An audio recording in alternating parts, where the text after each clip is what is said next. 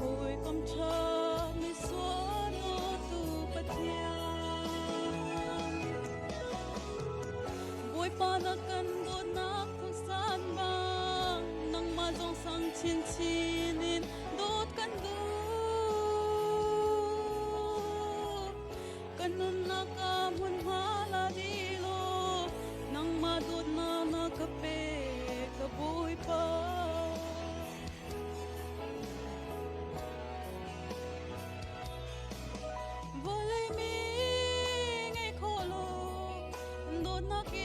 kan do tu vale cha na kin mi ding mi fe mi le mi swa big mi zo a kha ka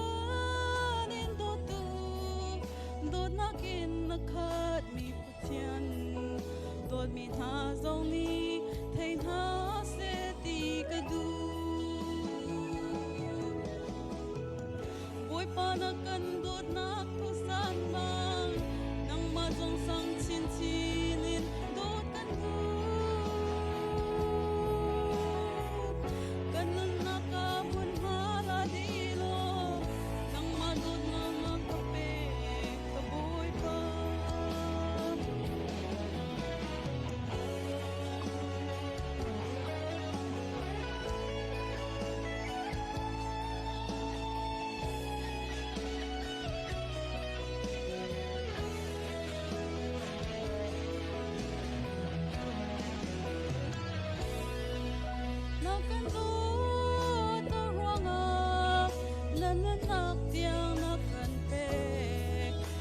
thì sinh dòng can cha na tle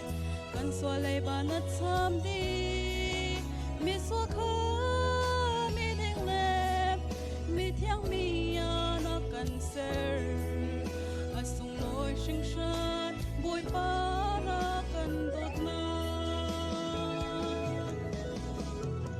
boi pa na kan dot na thu san bang nang ma jong sang chin chin in